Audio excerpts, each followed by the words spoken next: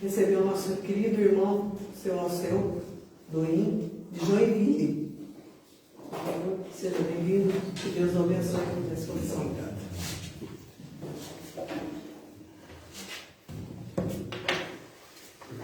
Boa noite a todos. Boa noite. Reforçando o desejo que nos foi trazido com a prece da presença do Cristo de Deus juntos de nós, agora e sempre. Antes de começar, eu queria fazer um rápido comentário. Quando estava eu presidente de uma casa espírita em Joinville, ouvi em certo momento alguém dizer, pedindo dinheiro. Pedindo dinheiro. Foi o que nós acabamos de ouvir. Pediram dinheiro para nós. Quando oportuno, chamei a pessoa e a fiz ver que aquela casa que a recebia com tanto carinho, com tanto amor, trazendo como plano principal daquele ambiente, arrefecer os seus sofrimentos, as suas dores, fazer com que ela fosse para casa, retornasse ao seu lar, repleta de energia positiva, se assim ela o quisesse. Então, para tudo aquilo que não éramos nós que estávamos dando, mas principalmente a espiritualidade, aquele ambiente teria que ser manutenido de alguma forma. Porque a casa espírita precisa pagar a luz, a água do banheiro que nós usamos, os investimentos, a limpeza, né? Então, todos nós, se pudermos fazer alguma forma de contribuição, seja permanente através da fichinha, ou seja episodicamente, que o faça. Porque ninguém vai gostar, vai se sentir bem em chegar numa casa, seja nossa, de um indivíduo que a gente vai visitar, ou esta, aonde a sujeira predomina. Né?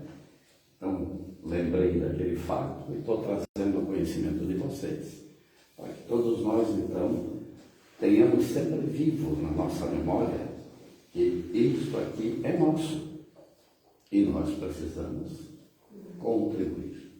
Né? Mais uma vez, obrigado à casa, satisfação em vê-lo bem.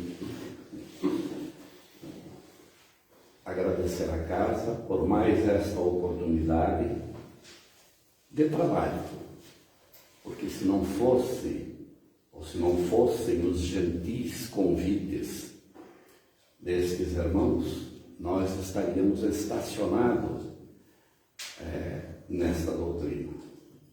Ontem estivemos ali na rua Santa Paulina com o nosso irmão Luiz, né? E ele, preocupado, me dizia, dorme aqui para não vir amanhã. Não, eu vou para casa e volto amanhã. Então, ali foi uma satisfação, que é sempre uma satisfação, estarmos para dividir com os irmãos que têm a paciência de nos ouvir um pouco da doutrina que nós já conseguimos adquirir. Em 1890, em 25 de dezembro daquele ano, trazia Leon Denis, o grande continuador da doutrina apresentada por Kardec, trazia ele a lume. Isso não é uma manifestação espírita.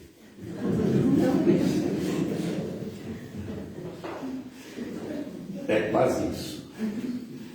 Trazia ele a lume uma obra intitulada depois da morte. Depois da morte. Antes eu quero dizer assim, por que eu estou falando desta obra, comentando desta obra? Porque se nós olharmos 3 ou 4 anos atrás, talvez um pouquinho mais ou menos, nós vamos perceber que o ser humano desencaixou do programa que alguém tinha estabelecido para ele. Aí eu lembro do dia 16 de maio, e teve gente que já escutou isso ontem, dia 16 de maio de 2020, Jorge Mário Bergoglio, o primeiro Papa latino-americano, chamado Papa, os dois que tiveram Francisco, não é? Na missa do dia 16 de maio de 2020, ele diz na sua homilia, quer dizer, na sua preleção, ele diz: o homem, o ser humano, está vivendo a mundanidade. O ser humano lançou-se, se jogou de cabeça para o mundo, para as coisas do mundo. O homem virou egoísta. O homem virou insensível. Eu nunca vi, e alguém pode me dizer, é porque antes não se noticiava. Não, eu nunca vi tanto feminicídio, eu nunca vi tanta violência doméstica, eu nunca vi tanta violência contra crianças e adolescentes, idosos. O mundo está vivendo, o ser humano está vivendo a mundanidade.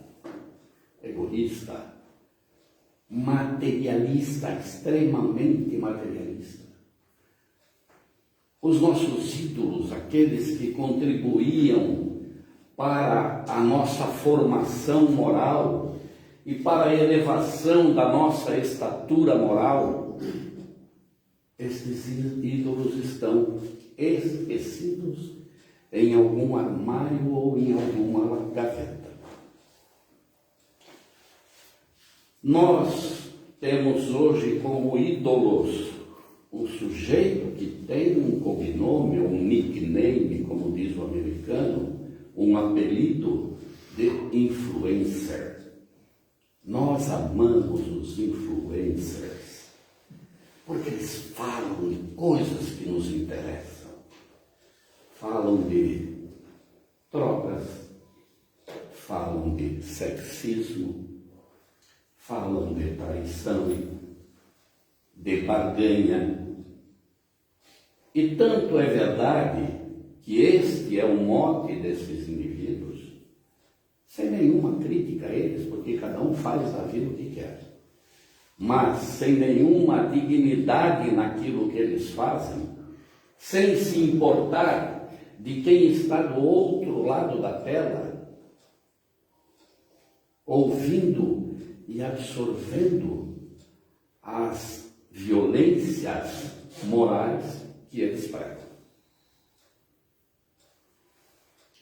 Aí eu me lembro de novo de Leon Denis e vou dizer uma coisa que estava lá naquele livro, Além da Morte, Depois da Morte, aonde ele diz: a hora presente é de crise, a hora presente é de crise e de renovação. O importante, o mundo está em fermentação. A corrupção se acresce. A noite é longa. O perigo é iminente. Mas, por detrás do perigo, por detrás das sombras, vemos a luz. Por detrás do perigo, vemos a salvação. esta colocação de Leon Denis é extremamente atual. Isso se encaixa sem nenhuma folga ou aperto. Isto se encaixa confortavelmente nos momentos que nós vivemos, principalmente no nosso país. O que me preocupa é que nós, pais, porque avós não têm responsabilidade de educar filhos dos outros, mesmo que sejam os seus netos. Mas o que me preocupa é que pais, hoje, não têm nenhum compromisso, pelo menos aparentemente para nós, não tem nenhum compromisso com os espíritos, que eles se consorciaram na espiritualidade para vir formar neste planeta uma família. E aí eu vou dizer para vocês mais. A doutrina dos espíritos parece que vai acabar, como acabou na França. Desculpe a minha prepotência, eu estive na França algumas vezes. Nunca encontrei um centro espírita. Terra de Kardec. Não encontrei. E parece que no nosso país a coisa está indo neste caminho.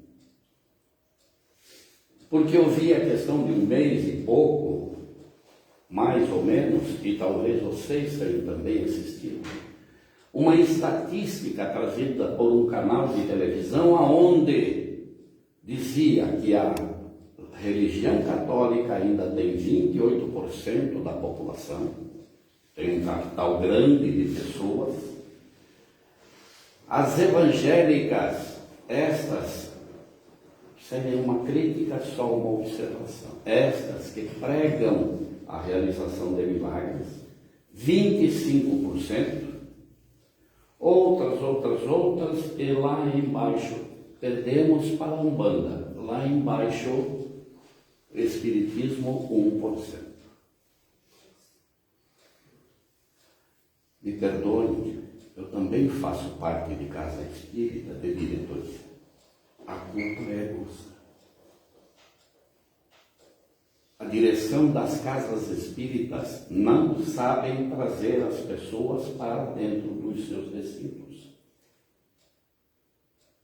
A população de espírita, com raras exceções aqui, ela é envelhecida.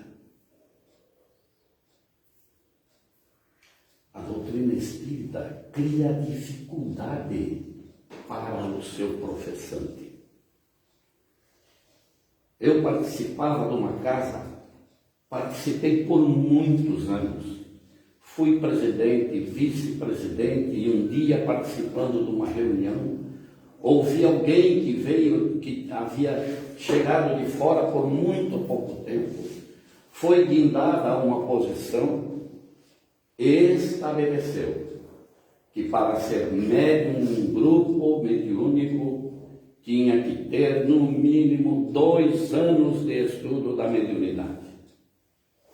Aí eu peguei, não concordei com aquilo, porque eu acho um absurdo. Médium é médium. Se não é aquele que fica fazendo coisa, é um médium preparado, é estudado. Nós temos que aproveitar esta mão de obra. E lembrando, é grátis. A casa espírita não paga mão de obra mediúnica, mão de obra do indivíduo que dá o passe. E aí eu não concordei e fiz uma colocação. Era um grupo grande da diretoria. Eu disse, tá bom, então me respondam o seguinte: se porventura o Divaldo viesse aqui amanhã para trabalhar na nossa casa, nem fiz a pergunta, nem terminei, vai ter que ficar 2 anos fazendo o curso. Nós não temos jovens na casa espírita. A casa espírita não dá possibilidade para o jovem desenvolver uma atividade. Eu tinha muito menos idade do que eu tenho hoje. Eu não vou repetir porque você já sabe, porque eu falei há um tempo atrás. E quem esqueceu, azar, porque eu não vou repetir. Eu pedi para um senhor que era dirigente da casa espírita, eu muito jovem, pedi a ele: eu preciso trabalhar, eu não quero ficar aqui como assistente. Você vai ter o seu momento. Muito bem. De todos os anos que eu já havia passado sentadinho numa cadeira plástica como essa, eu fiquei mais um ano. Até que um dia ele bateu no meu ombro, eu sentado, comportadamente, ele bateu. Você vai começar a trabalhar. Opa, que bom. Quando eu começo? Segunda-feira você vai fazer a palestra. Como assim? Eu nem me preparei para isso. Mas fiz, fui estudar. Então a casa espírita, meus irmãos, ela tem que sentir o trabalhador. Nós já temos muita gente trabalhando. Não é isso. Quanto mais pessoas nós tivermos desenvolvendo alguma atividade, indiretamente, aí é que vem o importante, indiretamente, sem você perceber, sem a diretoria perceber, e sem o convidado ao trabalho perceber, ele está sendo impregnado de fé. Porque ele vai ter a curiosidade de folhear um livro que está ali, ele troca ideia com as pessoas, ele vai amadurecendo para a doutrina, e quando nós nos apercebermos, ele será um palestrante muito melhor do que nós, um operador do passe muito mais seguro, um médium de comunicação muito mais instruído e muito mais confiável, porque ele vai ser impregnado da doutrina e, consequentemente, da fé.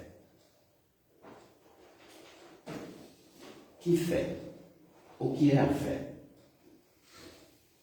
Sabemos o que é a fé? Fé é aquela coisa inabalável que nos faz confiar no Criador. Mas também fazemos uma observação de que fé não pode ser confundida com esperança, porque elas não são palavras sinônimas. Fé é uma certeza que eu tenho de que aquilo que eu pedir a Deus vai ser realizado. Esperança é apenas uma oportunidade. E vou fazer uma colocação muito infantil. Eu tenho esperança de ganhar na Mega Sena. Eu não posso ter fé. Porque a fé é acreditar naquilo que nós não vemos e termos como recompensa aquilo no que nós cremos. A fé é acreditar naquilo que não se vê e ter como recompensa aquilo que se creu, aquilo que se pensou.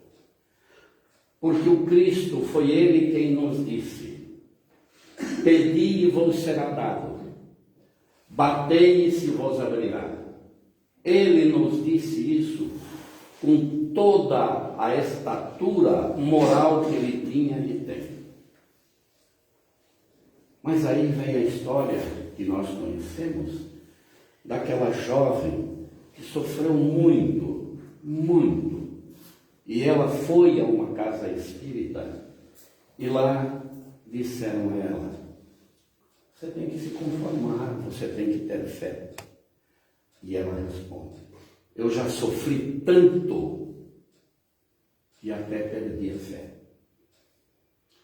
O que nós temos que entender é que esta colocação feita pelo Cristo, que parece uma falácia, porque eu já bati tanto na porta dele, ele não me deu o que eu queria. Por que isto não me acontece? Foi ele quem me prometeu. Só que nós temos que entender que tudo aquilo que eu quero não é o que eu necessito. E tudo aquilo que eu até poderia ter, eu não vou ter, porque nesse momento eu não tenho merecimento. E mais, se você está passando por tribulações todos os instantes da sua vida, sofrimento em cima de sofrimento, você tem que ter a confiança primeiro em Deus e depois o conhecimento de que, por alguma razão, você não vai receber, porque nem mesmo os nossos pais materiais atendem a todos os nossos pedidos. Não é?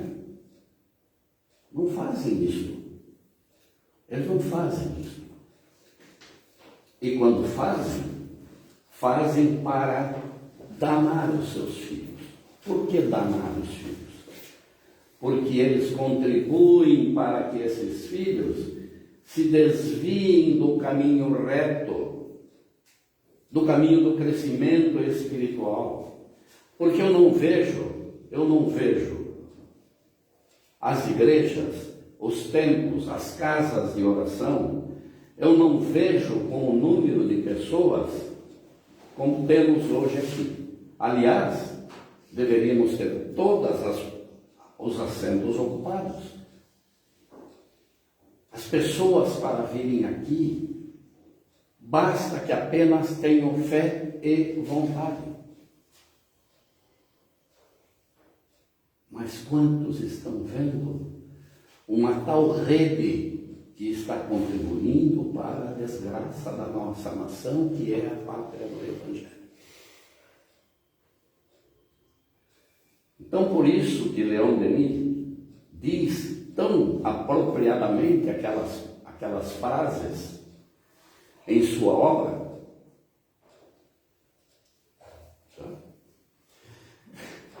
Diz tão apropriadamente em sua obra que o mundo está em fermentação.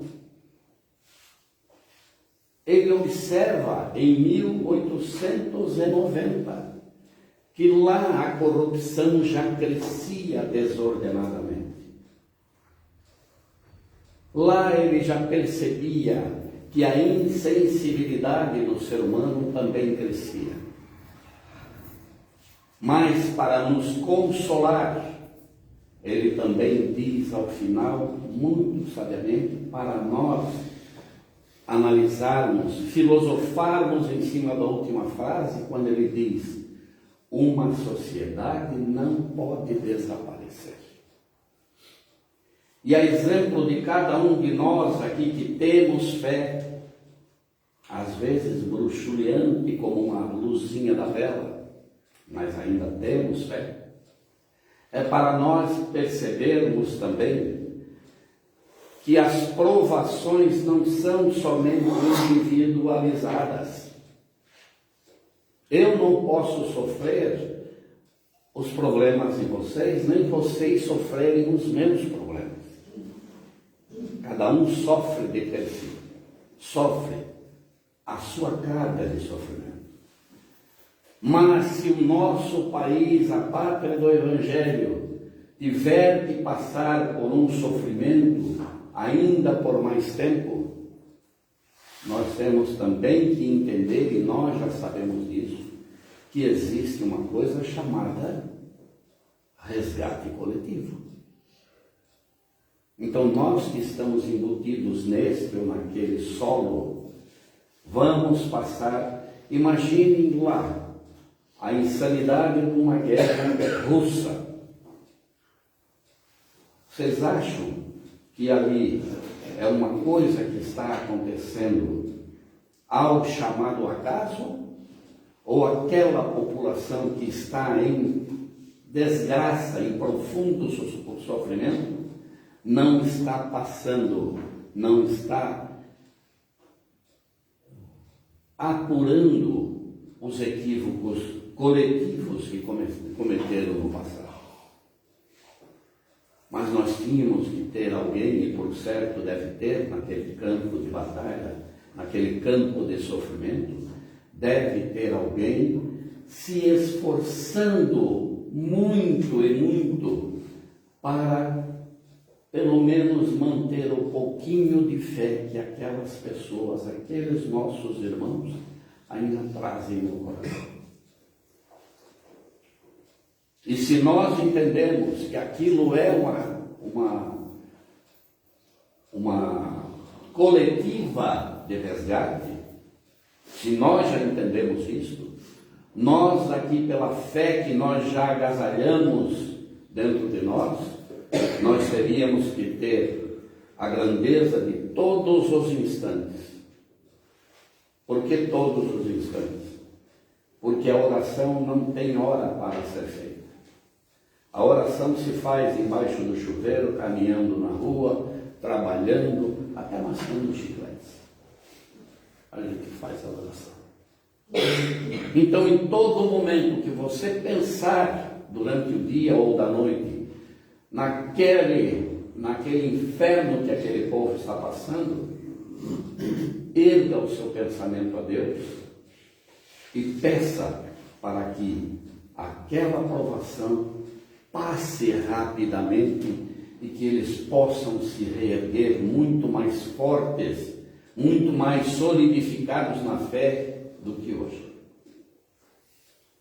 Mas eu dizia e torno a dizer, as casas de oração estão ficando vazias.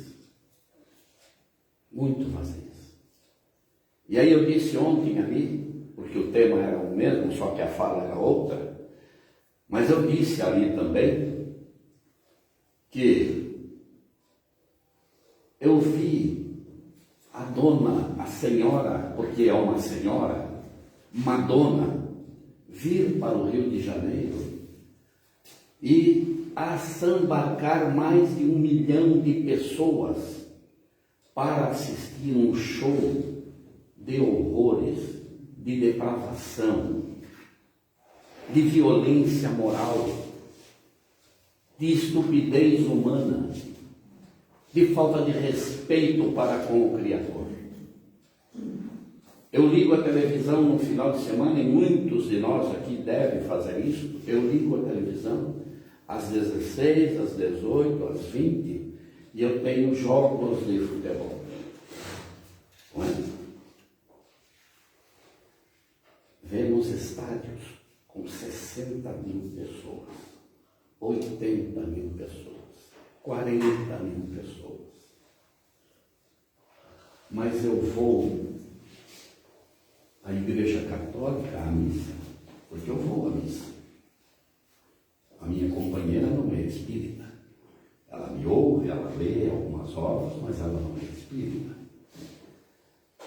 E também, como eu faço muito da oração em casa, ela também me transferiu essa responsabilidade e também não vai muito na igreja, eu tenho que pegar pela mão e levá-la.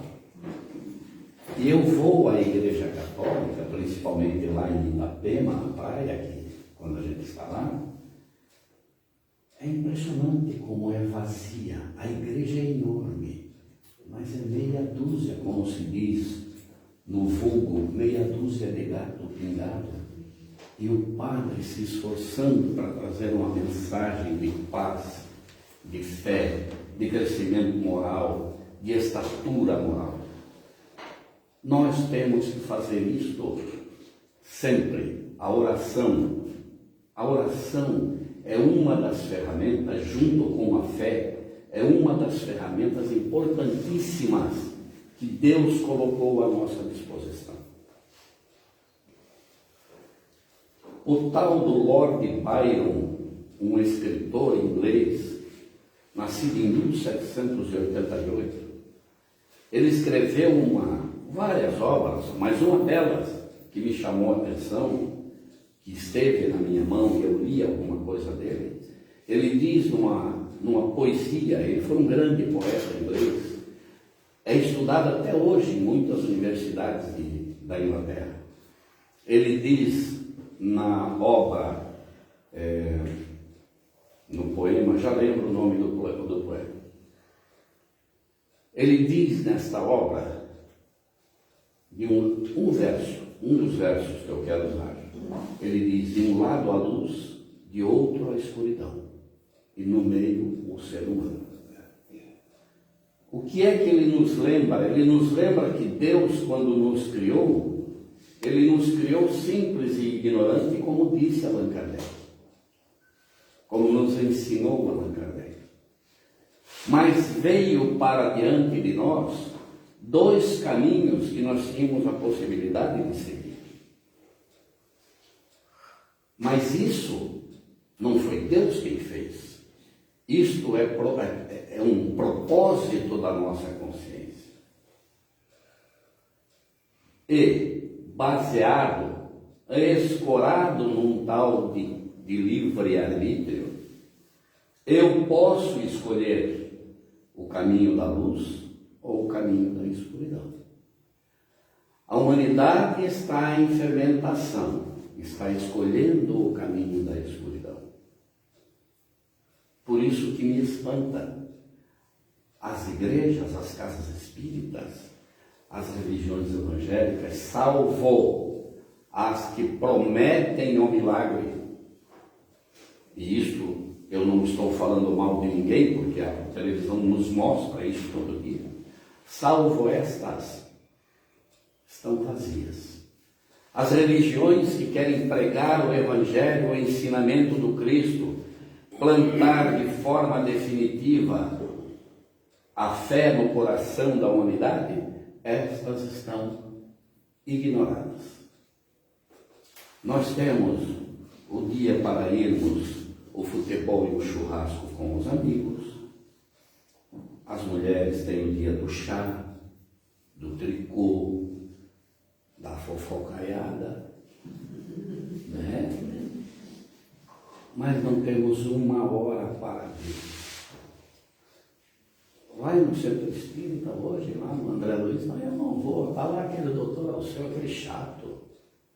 Eu não vou escutar aquele cara. Nós sempre temos uma desculpa muito infeliz, já que a nossa desculpa não nos dá muita sustentação, a gente terceiriza a nossa falta de interesse por Cristo, por Deus. Viramos as costas para Deus. Este Papa que está aí, o conhecido como Provoste, né? Sobrenome Provoste, sabe que ele é o segundo padre latino-americano, né? Ele é americano, mas ele também tem cidadania peruana, então ele também é nosso. Ele também disse a mesma coisa agora, outro dia. O ser humano virou as costas para Deus. E sabe o que isso traz como resultado? A falta de fé? Uma onda gigantesca, quase que um tsunami de pessoas com depressão. Uma onda gigantesca, quase um tsunami de gente com distúrbio mental. Nós temos doenças do trabalho, sabe por quê? Porque nós nos dedicamos ao máximo ao trabalho, amamos o nosso trabalho, porque esse trabalho vai me dar dinheiro para comprar aquilo, aquele outro. Então eu amo o meu trabalho, vira uma religião. Eu não posso conceber, porque eu já ouvi várias vezes isso, e eu tinha um amigo que era torcedor desse time. Eu não posso conceber olhar num campo de futebol e ver faixa dizendo: o meu time é minha religião. Eu devo ser muito burro, porque eu não consigo entender isso. Mas a falta de fé, estatística de um mês atrás, apresentada na televisão, a falta de fé fez com que 153 pessoas em Joinville se suicidassem. E 153 pessoas em Joinville se suicidaram. Dividam 700 mil pessoas por 153 e vocês vão ver o número de quantos por 100 mil habitantes. No Brasil, na mesma estatística, se suicidam 53 pessoas por dia. No Brasil. Vocês viram agora, esses dias, uma homenagem que fizeram no Rio Grande do Sul por conta da prova magnífica que colocaram, que Deus mandou outra prova coletiva, né? Que se realizou naquele estado e atingiu praticamente a globalidade do estado. Agora, uma semana atrás, fizeram uma homenagem. 25 pessoas, agricultores, empresários, 25 pessoas naquele estado se suicidaram por conta daquela prova coletiva. Perderam tudo. E perderam inclusive a boa vontade dos bancos em anular a dívida que eles tinham, porque não tem de onde tirar e se suicidar. No mundo, o globo, a cada 40 segundos se suicida um indivíduo. 40 segundos. Meus irmãos, se estas pessoas, às vezes até dentro da nossa família, se estas pessoas tivessem o conhecimento que nos traz esta doutrina,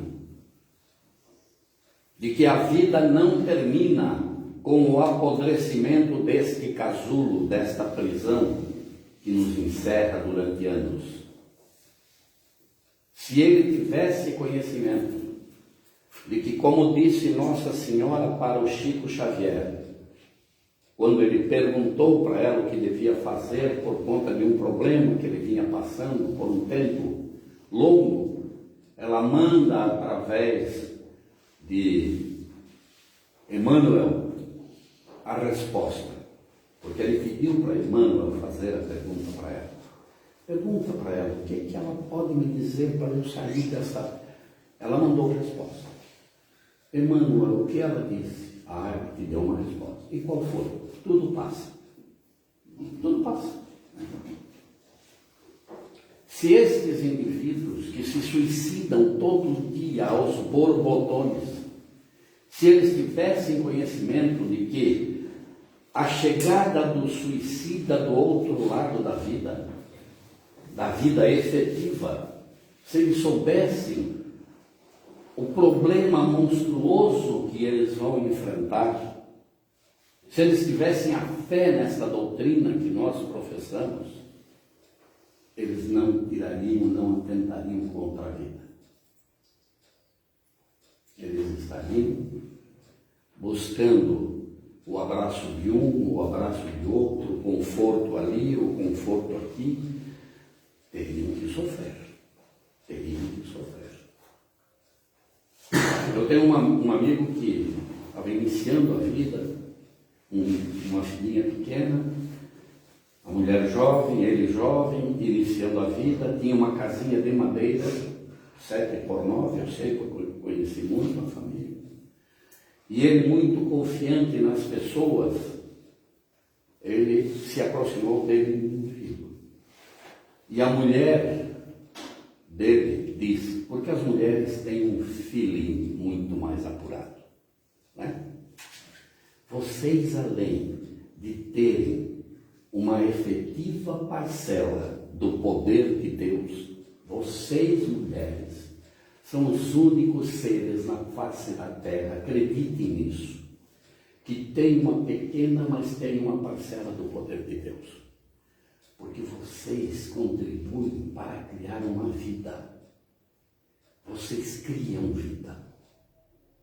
Se este bando de marmanjo está aqui, é porque vocês emprestaram as entranhas de vocês para caridosamente nos darem a oportunidade de virmos para cá para resgatarmos as dívidas cometidas no pretérito. Mas a mulher tem um filho.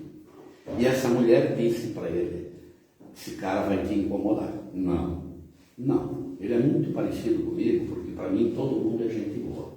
Porque tem que ser assim. Até prova em contrário, eu não posso, ou prova em contrário, eu não posso sair carimbando as pessoas. Não gostei do seu óculos, não gostei do seu cabelo, não gostei do... Eu não posso fazer isso. Eu tenho que amar todas as pessoas. Inclusive Joana de Ângeles diz no livro SOS Família, ela diz: amar os difíceis de amor para se candidatar ao amor que a todos ama. Nós temos que amar a todos. E quando ela diz os difíceis de amor, são aqueles que cometem injustiça, são aqueles que roubam uma nação, são aqueles que matam em número exacerbado. Eu li outro dia, acabei de ler, me deram de presente, acho que aquilo não foi um presente, foi uma maldade, me deram o livro dessa pessoa, eu gosto muito de ler. O livro negro do comunismo. E eu li. Num determinado momento da explosão da Revolução Bolchevique, mataram apenas 160 milhões de pessoas.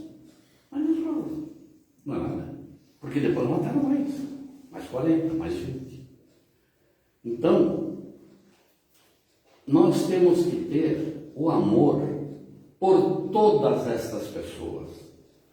Por todas estas pessoas. Porque, primeiro, eles são filhos de Deus, profundamente equivocados, como a gente tem visto, sem dúvida.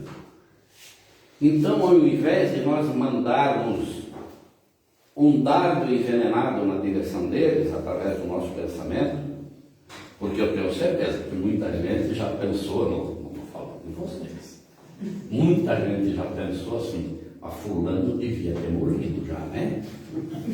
E aí a gente complementa com aquela frase boba, que não deve funcionar. Tanta gente boa morre, né? E só este não morre.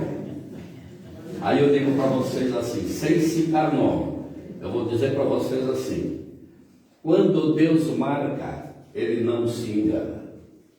Quando Deus marca, Ele não se engana. Mas nós não podemos ter ódio, eles são nossos irmãos, queiramos ou não. E vocês vão ficar surpresos com o que eu vou dizer. Sabe o que vai acontecer? Este sujeito que não tem educação, não tem sentimento, não tem elevação moral, não crê em Deus, porque o Deus dele é o econômico, mas ele tem muita cultura. Ele não é bom, mas ele tem muita cultura. Então daqui a pouco ele vai passar umas amarguras. Porque se a minha conta já veio, ele tem que ir também. Não é? Porque a conta de todos nós, em algum momento, ela vai chegar. Ela vai chegar. Pode demorar, mas ninguém vai sair daqui ileso. Porque o objetivo de nós virmos para cá é justamente este, de nos recompormos com as leis divinas. É aquilo que eu já falei e eu lembro bem aqui numa outra oportunidade. Nós somos aquela pedra que está lá no meio do barro, na lama, no leito do rio, e que o sujeito que sabe que ela é um objeto de valor, porque ela está lá suja, imunda, que nós não saberíamos distinguir, mas o sujeito que sabe que ela tem valor, ele vai tirá-la daquele lodaçal, daquela pedra que ela está incrustada, E onde ela estiver, este sujeito, que é um sábio da mineração, ele vai tirá-la de lá e vai transformá-la no quê? Numa pedra preciosa. Este sujeito que vai tirar estas pedras, ele é muito inteligente. Este sujeito se chama apenas Deus. E ele sabe que aquela pedra elameada que está ali vai um dia se transformar numa joia preciosa. Ele vai ser como uma água marinha, um topázio citrino, um rubi, uma esmeralda, que hoje reluz no pescoço ou na mão de muitas pessoas. Este grande minerador, este grande arquiteto do universo, esse cara sabe que ele tem que sacar esta pedra imperfeita e lameada e vai passar no sofrimento do rebolo de chumbo, primeiro no cinzel para fragmentá-la. O que é fragmentar? É quebrar os vícios que ele tem dentro dele.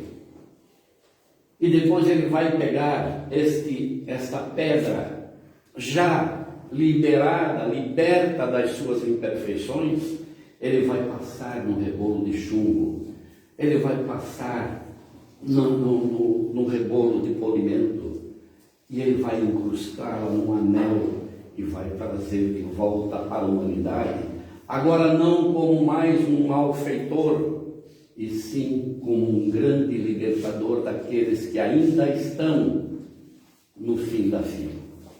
Isso é. Mas para isso nós temos que ter fé. Então não mandem sentimento de ódio para ninguém.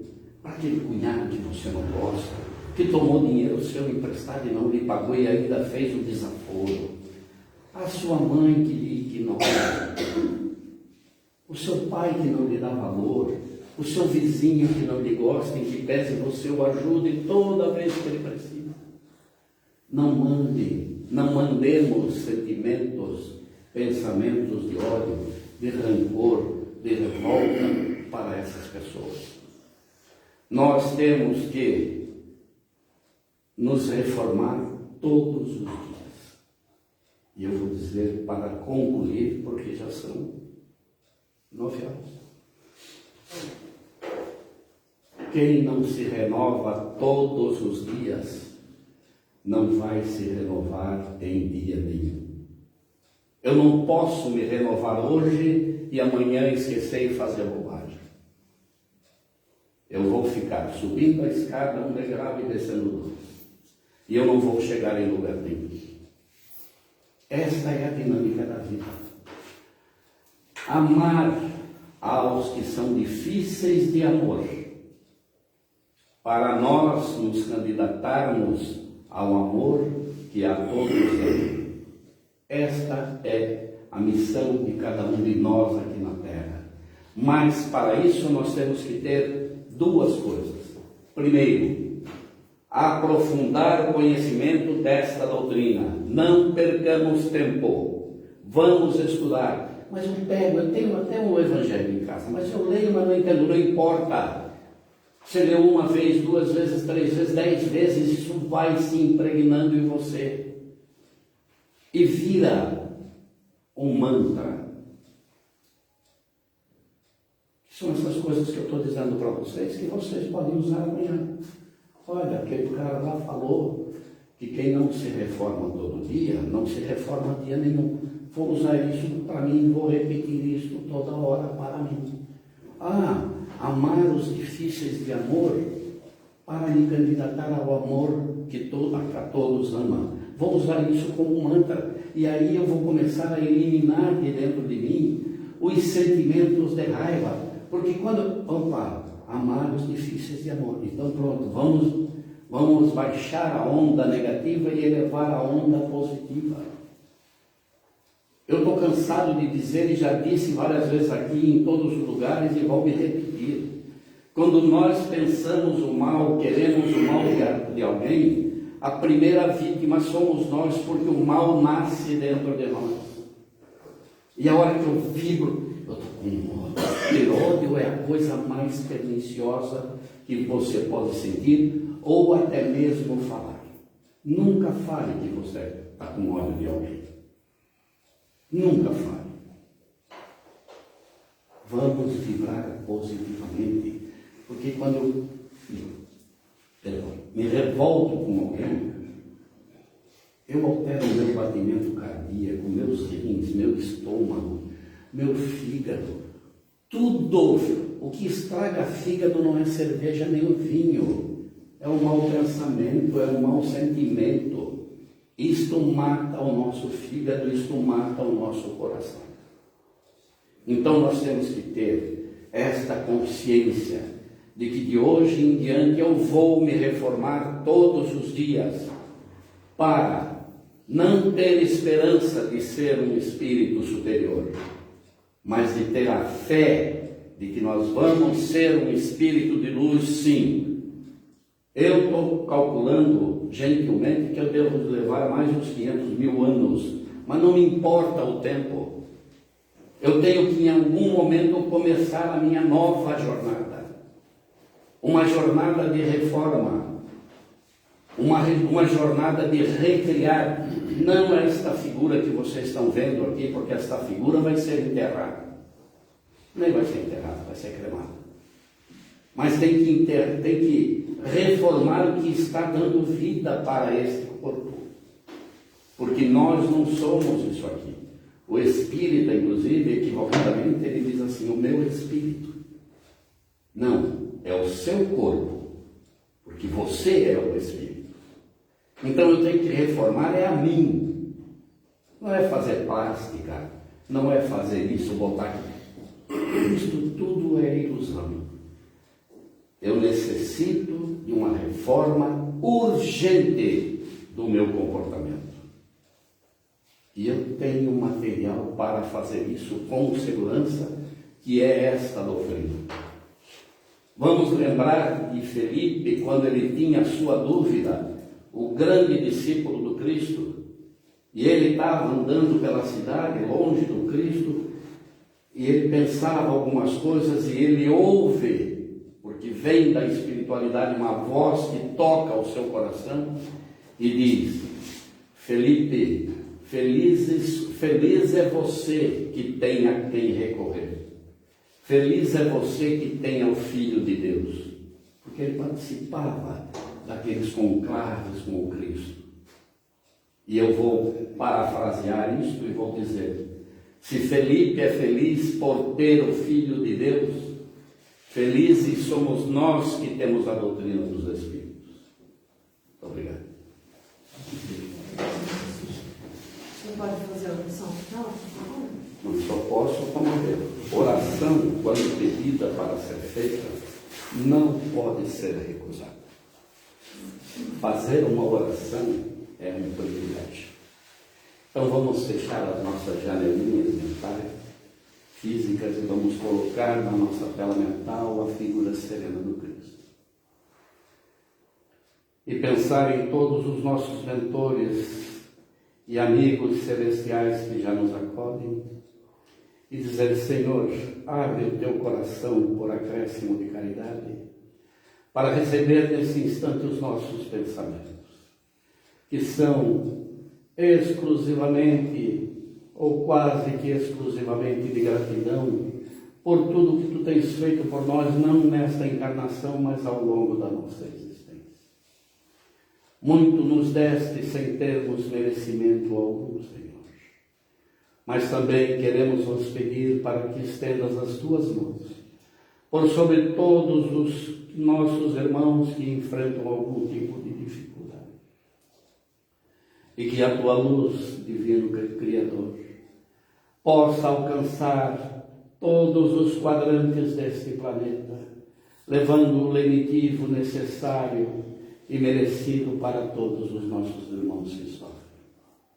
Senhor, aonde tiver uma dor sendo sofrida e experimentada, onde tiver uma lágrima sendo derramada, que ali a tua mão esteja presente, iluminando esses corações e mitigando-lhes o sofrimento.